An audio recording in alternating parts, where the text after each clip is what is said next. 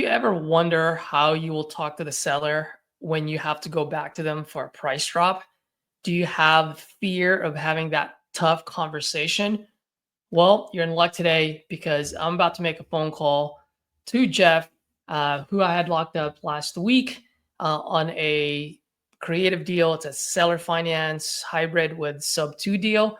And we just did a formal inspection the other day. Inspection report came back and it's not as good as he explained it to be. So there are a lot of things that we need to fix, and it's gonna wipe out the $22,900 of equity that he is expecting to get because the inspection report came back, and now it's going to cost us anywhere from $25,000 to $35,000 to fix all the things that needs to be fixed. So this is going to be a tough conversation.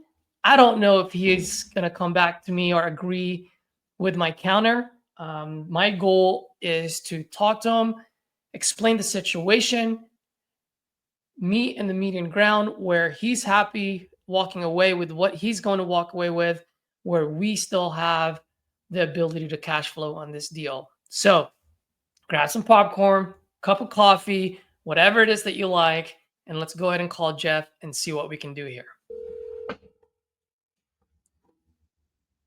Caesar. Hey, Jeff. Good morning. How are you? Okay, how you doing, sir? I'm doing all right. It's actually good afternoon over there now, huh? What time is it over there? It's 1 o'clock. Oh, nice. Do you have your lunch already? Yeah.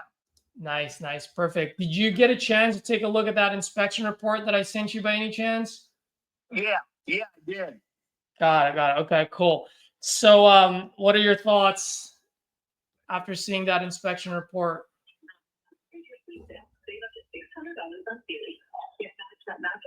Well, some of the stuff I didn't know was wrong with it. Yeah.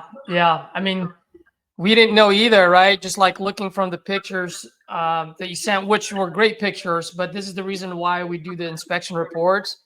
And we invest in it, whether the deal goes through or not. It'll cost us anywhere from $300 to $1,000 depending on the location.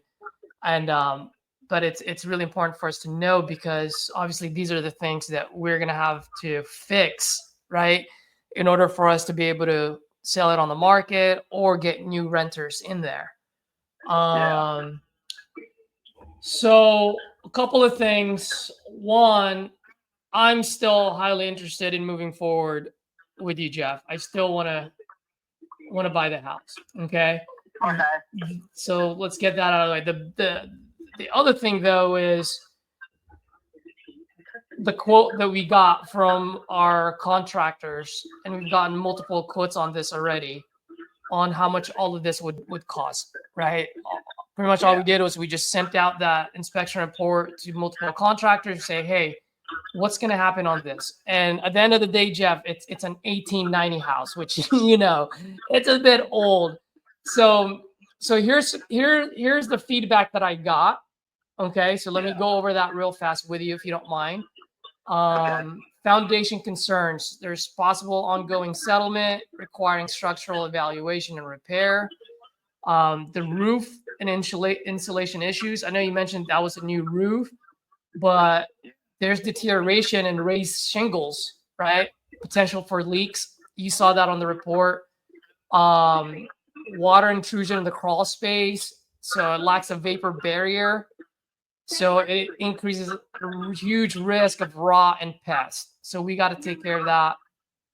Plumbing and water heater problems. I mean, you told me about the water heater, so that I was aware of, right? So I'm not going to count that against you. Because you were upfront with that. The electrical, like you got the panel replaced, so that was good. But they never replaced the outlets, right? So it's still on a two-prong there. Let's see here. So right now, based on what I'm seeing, the foundation alone is going to cost us about $15,000. Excuse me. Roof and insulation, $6,000. The electrical system updates about $4,000. The crawl space moisture remediation is about 5. The plumbing and water heater replacement, that's 1,800. Which, like I said, I'm not gonna count that against you because you were upfront and honest with that, right? That's the first thing that you told me, so I knew that cost. And then the safety and code compliance fixes, it's about 3,500. Like if we were to rent this out to Section 8, like we need to take care of that before we can even get it Section 8 approved. Yeah. And so right now, I'm looking at anywhere from $25,000 to $35,000 of repair costs on there. In order for me to be able to flip this in the next year or two, so that way we wipe out your mortgage completely, right? That's what you wanted to do. Yeah. If we were to rent this out, we would still need to do these things. Now we might not have to spend 35,000, but we still need to spend about 25 on it.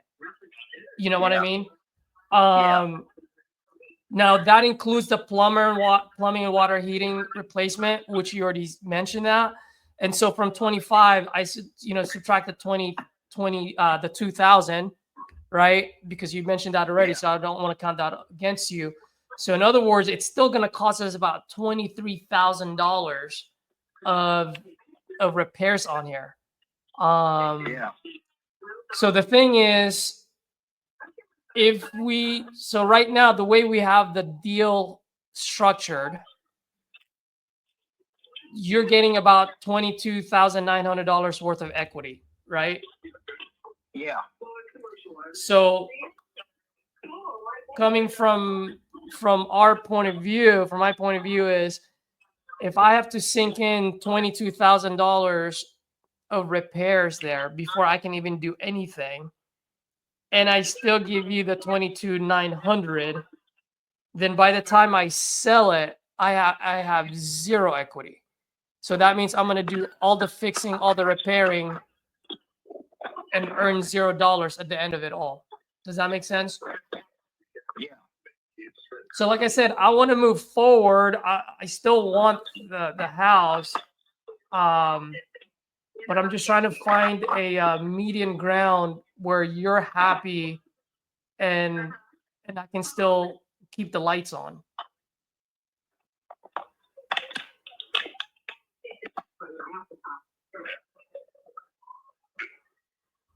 Well, I really can't take any less than what we already agreed to, Caesar. Yeah, no, I understand. I mean, let me ask you this, because obviously you need the money to move out. So that's something that I've been trying to think of how I can help you out here. I mean, what if we still give you the $5,000, right? The $5,000. So at least when you walk out, you have money in your pocket and you have your new place. But right now, based on that, like even giving you the 5,000, we're upside down. But I don't want you to be homeless either. You know what I mean? Like I said, I'm a human being first versus an investor, so I don't mind giving that $5,000. I mean, how do you feel about that?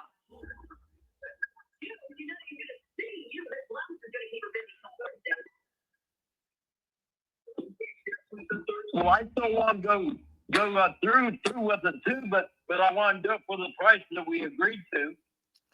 Yeah, I know. Well, here's the thing, Jeff. I completely understand you, but here's the thing. Let's assume for a second you decide to put this up on the market, right? Let's say you say, Caesar, screw you. Let's rip the contract in half, which I'm okay with, by the way. Let's say you do that and you go, hey, let me go ahead and put this on the market so I can get my equity. The thing is, if I were to buy this off you, Jeff, for me and my family to live in there, guess what? When you put it on the market, they're still going to run this report. And whoever buys it off of you is going to ask you for all of these concessions. Yeah. Right? They're going to say, well, Jeff, right now your house is, I can't pay you that price point, whatever price point we agreed on. What was it, like 80 something? Like, right, 85 or whatever it was.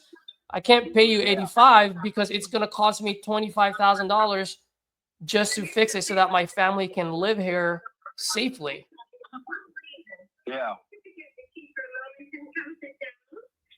What's going on?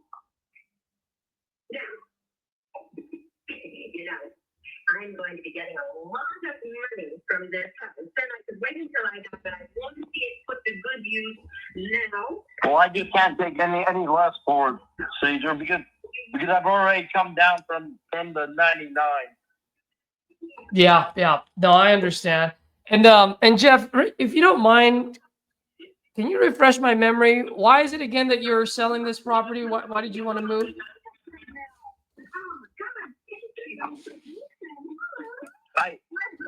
I wanted to be closer to my fiance.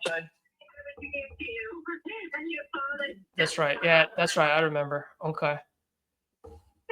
And you found a place already closer to her? Yeah. Well, that's good. Well, let me ask you this. And like I said, I don't mind ripping the contract in half because I understand where you stand. Okay. No harm, no foul. That being said, let me ask you, I mean, if we don't move forward with this deal, what's going to happen? Are you going to stay there? Are you going to rent it out? Like what's your plan? I'll probably just stay here. Yeah. And then you stay there and then you're going to keep it forever? Or are you going to stay there and sell it later on? Are you going to put in the $25,000 to fix all the things that need to be fixed?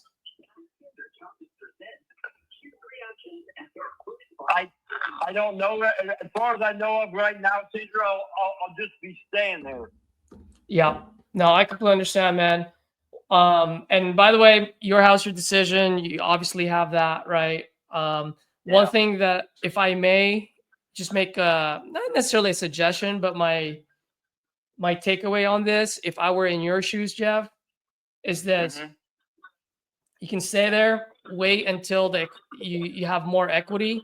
But here's the thing: if you don't fix any of those things, your equity is not going to grow because those things are going to deteriorate, right? So yes, your equity will grow because of the market, but your problems will also grow. So like this inspection report right now, it might only cost us 25 to 35 today, but 5 years from now, it might cost 50,000. Yeah. Because it's worse. You know what I mean? It's like, hey man, like if you just go to the doctors and you found out you have stage 1 cancer, it's easier to fix than having a stage 4 cancer. Right. Yeah. And so, and I've seen this happen many times where people are like, well, I'll just wait till it gets fat and juicy, which is absolutely. But the thing is, all the stars have to line up, meaning the market is really well and none of these things deteriorated. You know, and then at that point, you might get $5,000 equity, $10,000 equity. So obviously you can roll the dice and take that risk. But at the end of the day, 3 years, 5 years from now, you may actually just walk away with zero equity still. And now you're still not, 3 years down the road, you're still not closer to your fiance. Or now at least you're getting $5,000 of equity out of it. Yeah.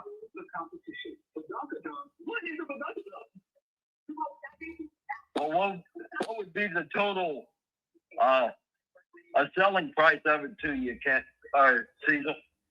Well, we would buy the property subject to the existing loan, which is what, the $62,000 plus change, right? Is how much you owe right now. And then what we're gonna do is we're just gonna go ahead and pay you out, cash out straight up $5,000. So in that way you have some money in your pocket.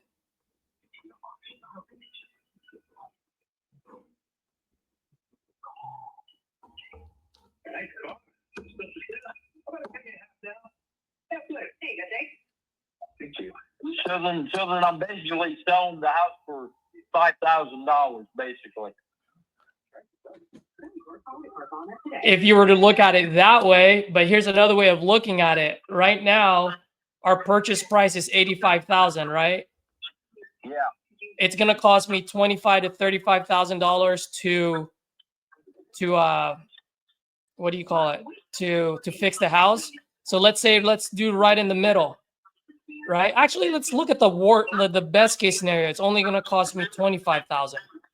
Well, what's 85 minus 25? It's $60,000, right? Yeah. So right now, if I were to buy this house off of you from the market and my family were to move it, so meaning I'm not buying this as an investment, I'm just buying this as a house to live in, I would only pay $60,000 for that house at this present moment, because I still have to put in $25,000 before my kid can go to sleep safely at night. You know what I mean? And so I would buy that 60 on market right now, but because of the deal that we have, I'm buying it off you for 67. So you're actually, I'm overpaying $7,000 for this property at this moment. I think I'll just stay here, Caesar. Yeah, no, I completely understand, man. I think if that's your decision, totally fine. I understand, brother. Yeah. Yeah, I think I'll just stay here. Yeah.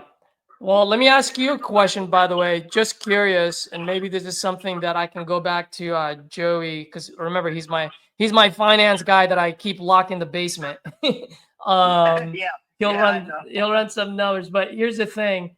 I mean, there's no way in hell that I can, add that $22,000 of equity there, because there's just nothing there. But I do want to help you out. If 5,000 is too low for you, I mean, what's a good amount of money in your pocket on the 31st? So you say, you know what, I'm okay with like walking away from all of this, because either way, you're gonna have to fix all of these things that's on the inspection report. Any way you look at it. I mean, it's like 16, pretty big. It is an important year. I'm saying that's by TV. Well, I'm not going to be able to fix it up because I'm going to need the money to do other stuff with. Yeah, well, I mean that's my point. So if you're not going to be able to fix it, this problem is going to get bigger and bigger and bigger, and it's going to wipe out your equity. So I know you need some money in your pocket, and I can't promise you anything, but I need to ask Joey. He'll run the numbers. But if there's a number that you can walk away with in your pocket, what would that be? At least 15,000. You need at least 15,000. Yeah. Jeff, I mean, I'd love to help you, brother, but I mean, at that point, I'm paying you $10,000 more to inherit a $35,000 problem. Yeah, I know what you're saying. Well, then let's just tear up the contract and forget about it, Caesar. All right. I completely understand, Jeff. I appreciate it. And that number is just way too high for me. If there's any number in between the two that you're okay with, let me know. I can have Joey run the numbers and see if it would make sense. But 15 is just way, way too high. Yeah. I'm thinking maybe, like I said, Joey's he's the math whiz. I mean, maybe we might be able to push this like at 75 or 8,000 at the most. But I don't know. I mean, yeah. Let me ask you. I mean, if Joey says, "Hey, that would work," is that something that you would even entertain or no? And that this is going to be paid out to you on the 31st right off the bat. So there's no monthly payment, just all at once. So in that way, you're done with it. You got all the money in your pocket. No. Okay. Well, then I won't waste his time then. I'll go ahead and send you the termination form. And then if you change your mind, Jeff, like I said, I'm still interested in this, so more than happy to revisit it with you.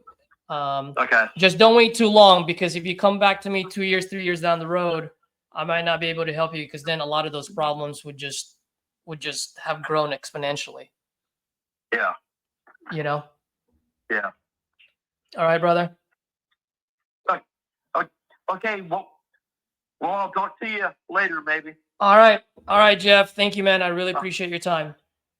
Bye-bye. Okay, bye-bye. Well, sometimes that's just how it rolls. I really wanted to help Jeff out. He needed some extra cash to add to his retirement income. I really wanted to help the guy out, but at the end of the day, if the numbers don't make sense for our end buyer, it just doesn't make sense. And as much as we want to help out, the numbers got to make sense. So what he's asking is, so just to give you guys a breakdown, the purchase price of this deal is 85,000. He owes 62,000 and some change. And so there is a $23,000 worth of equity. Okay. And the way I structured it is we're going to buy it subject to the existing loan. And then on the 23,000, we're going to give them a $5,000 down payment and then a monthly payment moving forward for the next 10 years. No interest. Okay. Now with that, it would still cash flow. And the reason why I made this deal with him, because one, it puts money in his pocket so he can get closer to his fiance, as you heard. And two, it will put $200 a month in his pocket every month, which will help him with his retirement income. Okay. Now, the reason why I was okay with that is because on our conversation, he said it was a light rehab, meaning it needs a new water heater and some flooring by the bathroom. Other than that, new roof, new floor, new air as well. Nothing else needs to be fixed. Okay. So based on that information, I was okay with that type of structure, deal structure, I should say. Now, because it is an 1890 house, we had to get an inspection report on this. And based on the inspection report, we found the things that I mentioned earlier when I was on the phone with them. Foundation repairs, roof and insulation updates, crawl space, moisture remediation, electrical system updates, plumbing and water heater replacement, which once again, he mentioned that already, so that's not a problem. And then safety and code compliance fixes. So all of those added up to about $35,000. And that's why I said it's going to cost us anywhere from 25 to 35. So this is the thing that I wanted to mention to you folks who are using creative financing as a crutch. When I say what I mean by that is, and by the way, I fell victim to this as well when I started. It's like, I can't negotiate the seller down to the price. So I'm going to go meet them at that price as long as we have favorable terms. Okay. And so it's really, really important to know like, hey, these deals, if there's rehab costs that needs to be done, like you need to take those into consideration, right? That rehab cannot wipe out the equity. In this case, we didn't expect any of these things, and these things popped up. So these wiped out all $23,000 of his equity. And even then, we're actually still willing to offer him that $5,000 up front just so that he can move closer to his fiance. So this is the business. Sometimes we win, sometimes we lose, but you don't get to learn until you burn. Joey just mentioned that to me right before I got on this call as I was talking to him. Joe is my JV partner who's got the buyer for this property. But yeah, that's just how it rolls sometimes. Off to the next one. And you never know. He might come back to me and say, hey, man, I'm okay with that $7,000, $8,000 up front. Let's call it a day. So I'll keep you guys posted. If he does come back, I'll definitely post another video or at least talk about it. Other than that, I hope you guys got some valuable lesson out of this. If you did, please, please, please leave it on the comments below. I'd love to hear from you. Any takeaways, any feedback. I know a lot of you folks that are watching are seasoned wholesalers, investors. If there's a way that I could have approached that more effectively, please let me know. Just like my channel says, we're here to grow together and inspire each other. So I'm all ears. I want to grow just like you guys. And if you learned something here, if you found value to this video, smash that like button and subscribe if you haven't done so. All right, guys, have a good one. Till next time.